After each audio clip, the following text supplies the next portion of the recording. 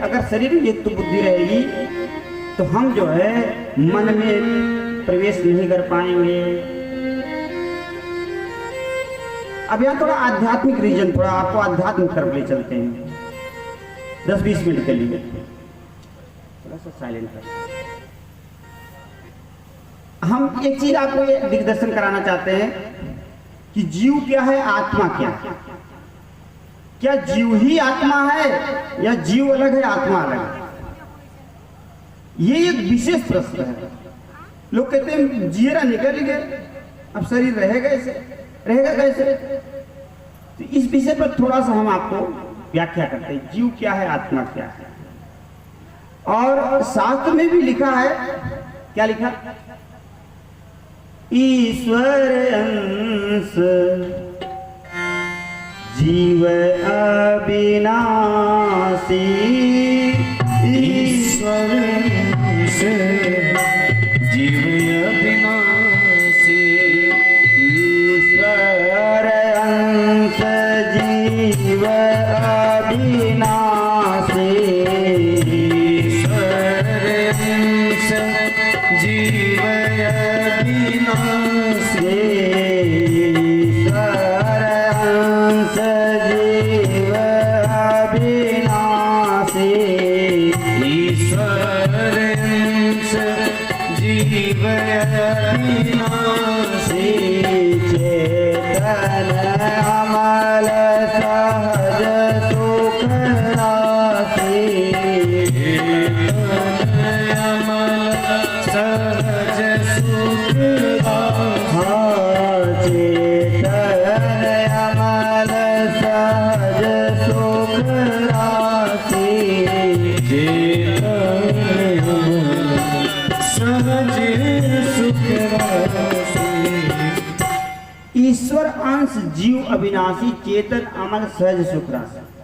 अच्छा, ये आप सोचते होंगे जब आत्मा, क्या आत्मा जो है कोई वस्तु है? आप सोचते हैं क्या आत्मा कोई वस्तु है या आत्मा कुछ जैसे हम लोग संसार में हर प्रकार की वस्तु देखते हैं, और क्या आत्मा कोई वस्तु है कि जो परमात्मा से मिल जाता है? एक भाव बढ़ता है कि भाई लोग कहते हैं ना कि अब जीव भगवान के यहाँ चला जाए, तो इसका मतलब कोई आत्मा कोई वस्तु है। अगर आत्मा वस्तु होती है तो उसका वजन होता, और वजन होने के साथ साथ जो है उसका दर्शन होता, क्योंकि वस्तु का हमेशा दर्शन होता है, चाहे सूक्ष्म बुद्धि से ही दर्शन होता। लेकिन जिसने आत्मा को देखा उन्होंने कहा आत्मा का दर्शन नहीं होता है, बल्कि जही जानी जग जाई हेराई, बल्कि हम खुद आत्मज्ञ हो जाते हैं, आत्मा का दर्शन नहीं होता है। अच्छा, अगर आत्मा का दर्शन होने लगे तो दर्शन करने वाला व्यक्ति आत्मा से बड़ा हो जाए, क्योंकि वो आत्मा का दर्शन कर रहा है। आत्मा का दर्शन कर रहा है तो इसका मतलब ये कि आत्मा से बड़ी कोई वस्तु है। विचार करिएगा कि आत्मा से बड़ी कोई वस्तु है, लेकिन वस्तुतः शास्त्र में यही बताया गया कि आत्मा ही सबसे बड़ी, आत्मा से बढ़ के कुछ है ही नहीं। तो अगर आत्मा का दर्शन अगर होने लगे तो इसका मतलब जो आत्मा का दर्शन कर रहा है, तो इसका अर्थ ये है कि जो है वो आत्मा से ही कोई कहीं हाई क्वालिटी का है, आत्मा से कहीं उच्चतर लेयर उसको प्राप्त हो गई है, ये भावना आपके मन में सन्निहित हो जाएगी। फिर वो कौन है जो आत्मा को देख रहा है? इसका मतलब क्या वो जीव आत्मा को देख रहा है परमात्मा है, या बुद्धि आत्मा को देख रही है? अगर बुद्धि आत्मा को देख रही है तब तो इसका मतलब ये है कि बुद्धि आत्मा से श्रेष्ठ है, बुद्धि आत्मा से श्रेष्ठ है। ये भावना तुरंत उत्पन्न होगी, क्योंकि आत्मा ही परम स्वरूप है।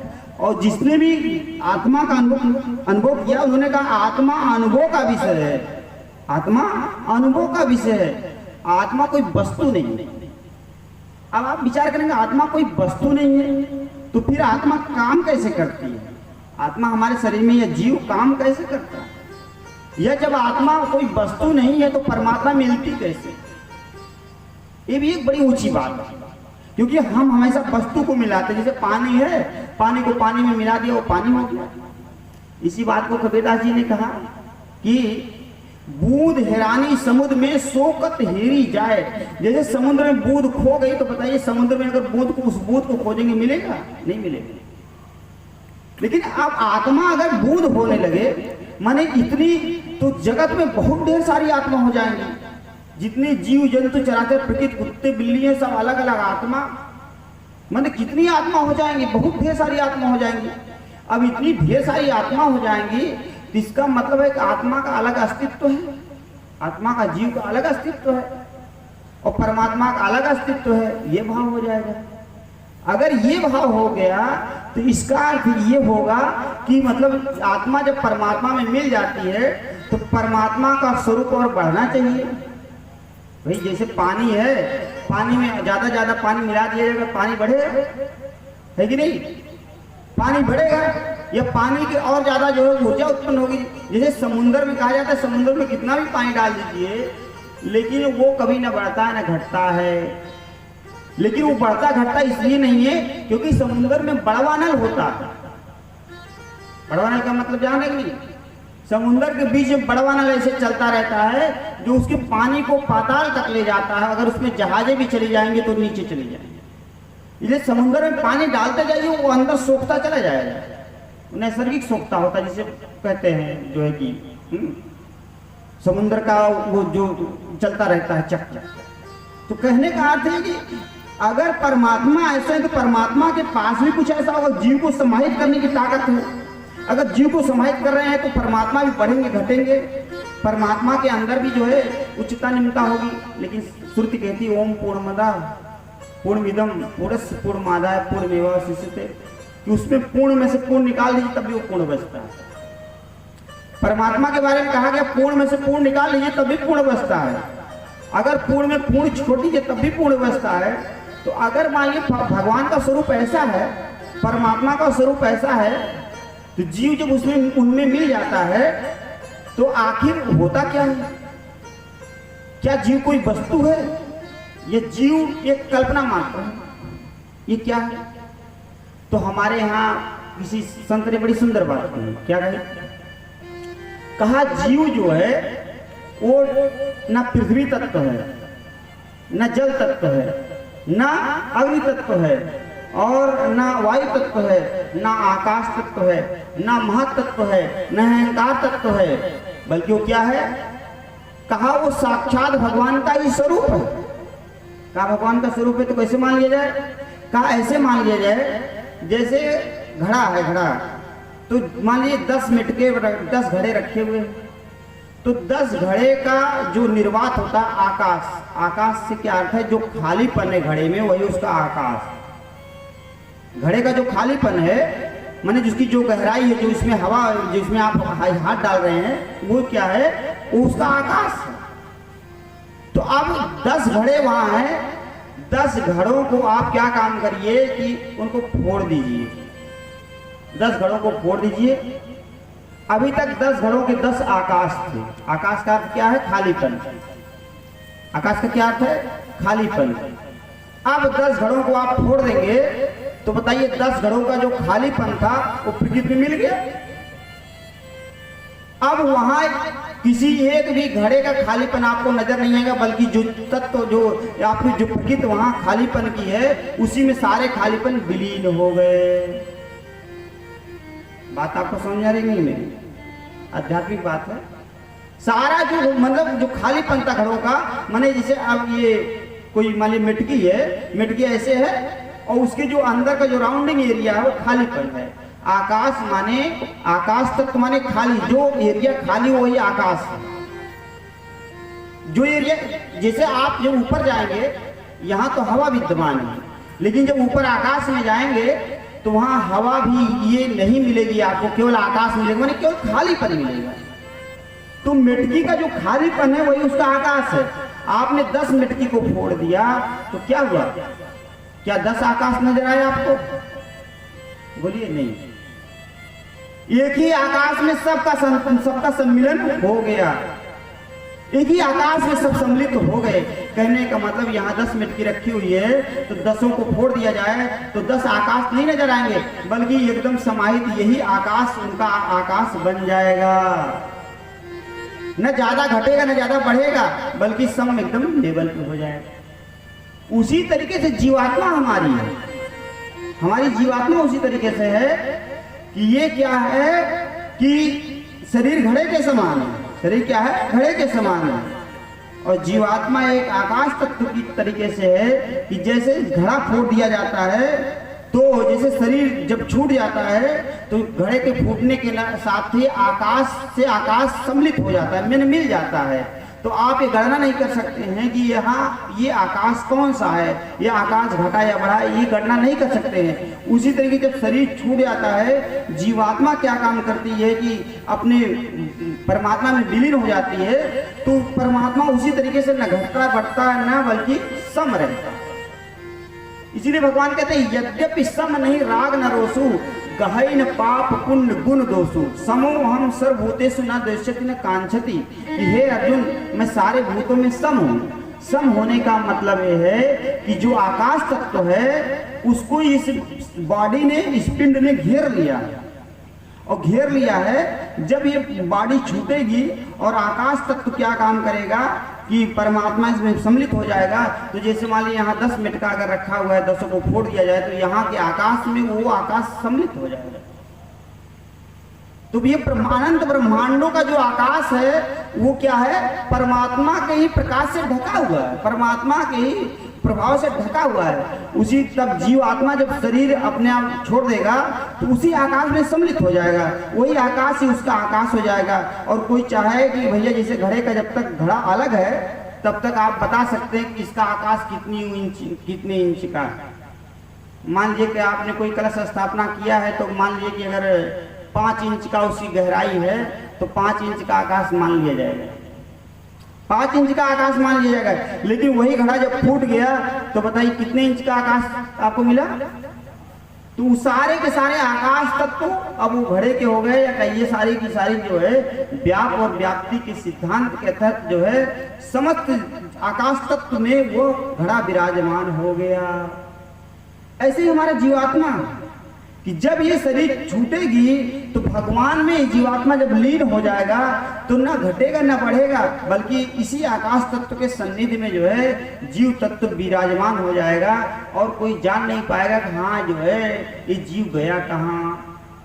जैसे घड़ा टूटा तो आकाश की स्थिति क्या हो गई? उसकी समाप्त हो गई। वैसे शरीर छूटा कि जीव की स्थिति समाप्त हो गई। जीव की स्थिति समाप्त होने का मतलब वो जीव की स्थिति समाप्त हो गई जो परमात्मा से मिल गया, जो परमात्मा से मिल गया उस जीव की स्थिति समाप्त हो गई, ना कि उस जीव की स्थिति समाप्त हो गई जो मोह से ग्रसित है। जो मोह से ग्रसित है ऐसे जीव की स्थिति नहीं समाप्त होती। हमारी आत्मा और जीव, मैं इसी विषय पर आपको दिग्दर्शन करा रहा हूं। आत्मा किसे कहते हैं, जीव किसे कहते हैं? तो कहा जीव और आत्मा में इतना अंतर है। कहा कितना अंतर है? कहा जीव उसे कहते हैं जो माया से ग्रसित होकर बुद्धि को प्रेरित करता है कि ऐसा है कि तुमको क्या काम करना है, कि जो है इस बार तुमको परीक्षा में इतने मार्क लाने।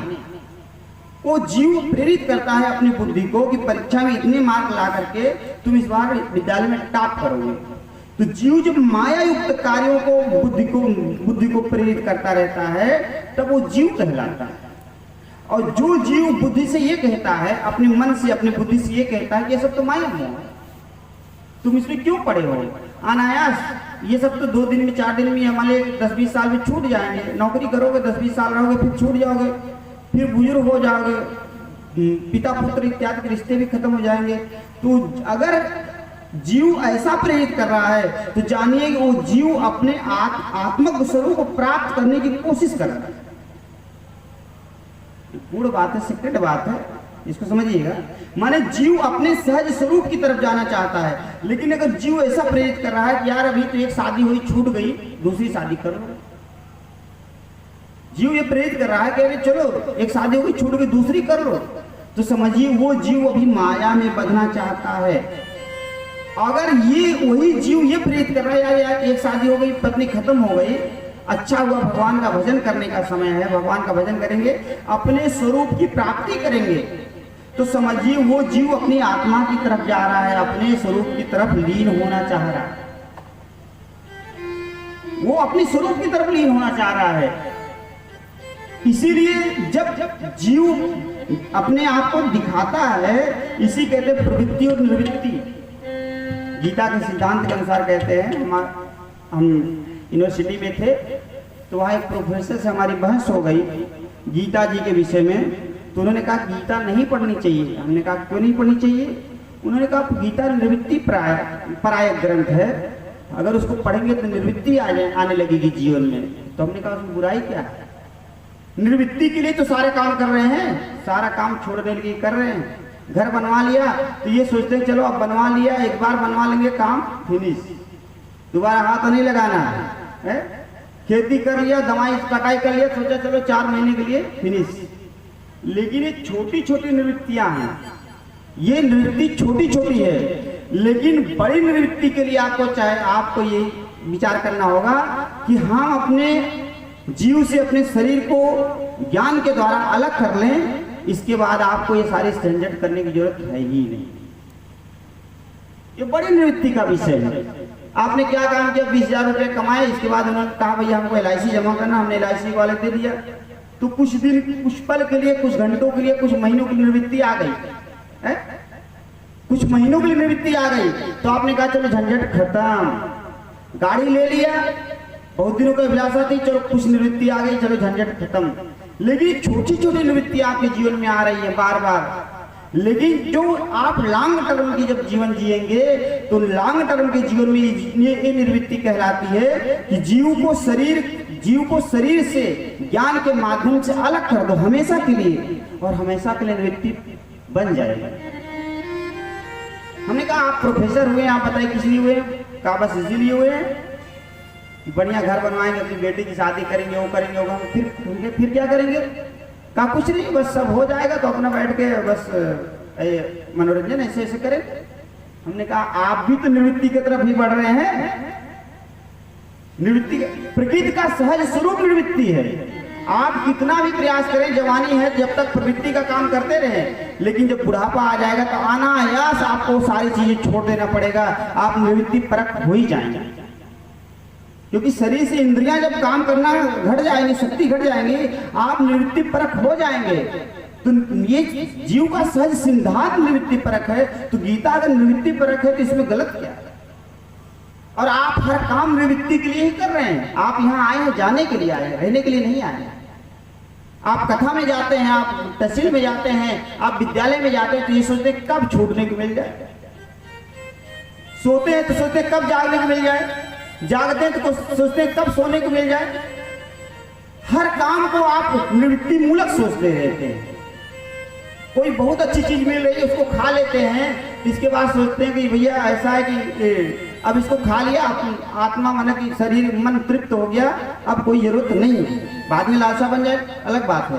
कहने का मतलब हर काम को आप छोड़ने के प्रति ही काम कर रहे हैं, ना कि पकड़ने के लिए काम कर रहे हैं। बेटा बेटी पैदा किया आपने, क्या उनको अपने घर में रखने के लिए आपने पैदा किया? ना, बेटी पैदा किया, चलो शादी हो गई, निवृत्ति हो गई। बेटा है उसकी शादी, निवृत्ति हो गई। हर काम आप निवृत्ति के लिए करना चाहते हैं, क्योंकि आप जानते हैं निवृत्ति के माध्यम से शांति आएगी। आप जानते हैं त्यागानंतर शांति, त्याग के बाद शांति आएगी। लेकिन जो त्याग का मूल ग्रंथ है, गीता है, उसको आप कहते हैं तो निवृत्ति परक है। नहीं, आपकी मेंटलिटी में ही निवृत्ति समाहित है, लेकिन आप उसको मानने के लिए तैयार नहीं कि निवृत्ति क्या है। तो जीव तब तक जीव कहलाता है जब माया से युक्त होकर ये बुद्धि को प्रेरित करता रहता है कि ऐसा है कि तुम ये काम कर लो, ये काम कर लो, ये काम कर लो, तब तक ये क्या है? जीव कहलाता है। लेकिन जब ये जीवात्मा जो है कहता है, जैसे स्वामी विवेकानंद जी के बारे में कहा जाता है कि स्वामी विवेकानंद जी इतनी प्रसिद्धि उनकी जगत में बढ़ गई थी, लेकिन जब उनको अपने आत्म स्वरूप का ज्ञान हुआ तो क्या काम किया? वो कन्याकुमारी में जा करके उन्होंने समाधि लिया और कहा हमसे दुनिया से कोई मतलब नहीं है, मैं अपनी आत्मा को जानना चाहता हूँ। अहम ब्रह्मास्मि, मैं ब्रह्म, तुम्हें प्रत्यक्षम ब्रह्म वदिष्यामि, ऋतम वदिष्यामि, सत्यम वदिष्यामि।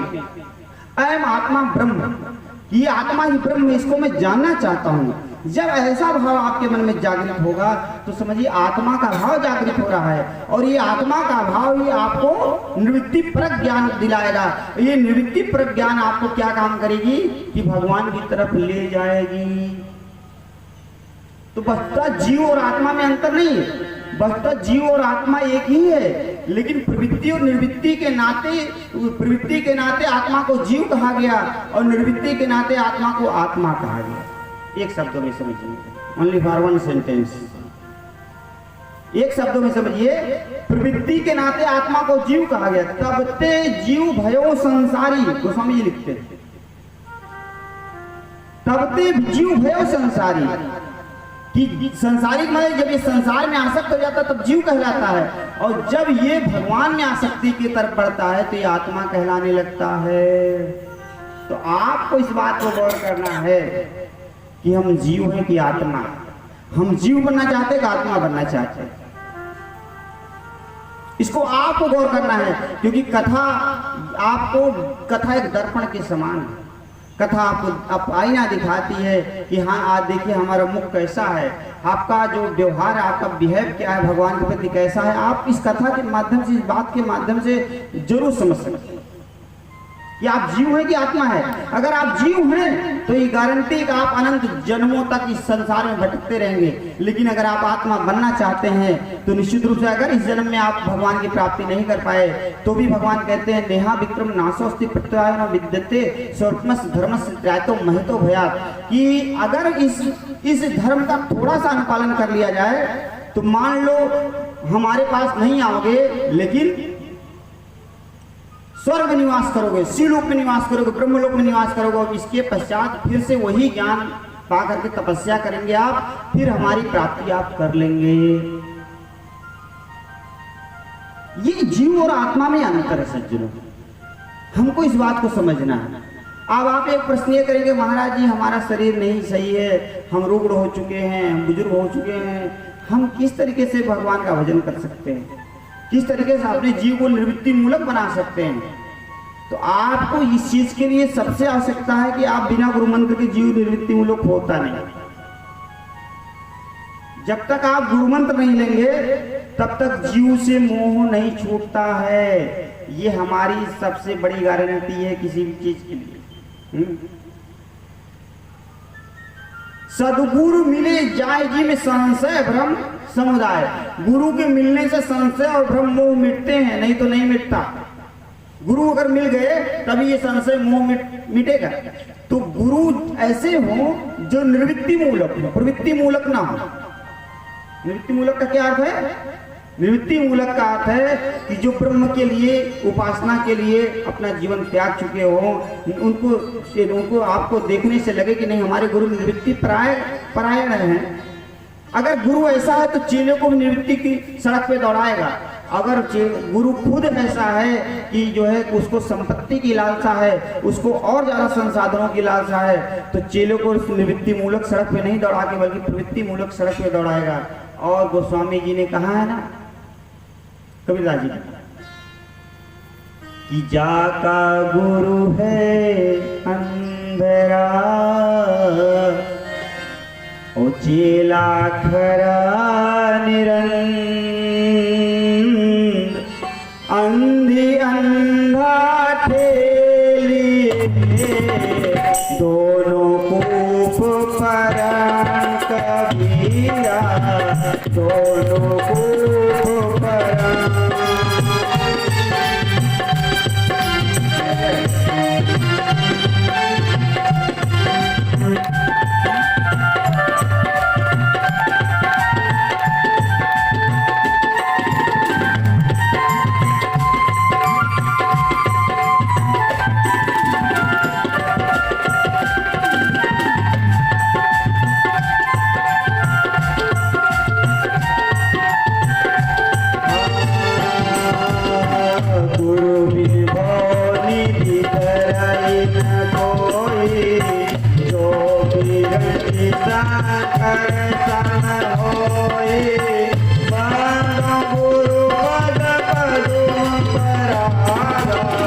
सुरुचि सुवास सरस अनुरागा, सुरुचि सुवास सरस अनुरागा,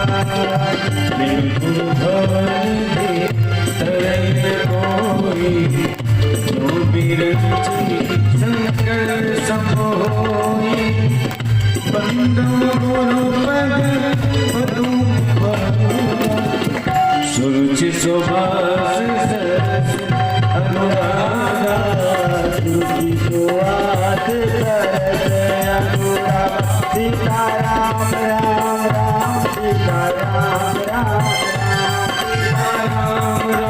राम सीताराम राम राम राधे श्याम श्याम श्याम सीताराम राम राम राधे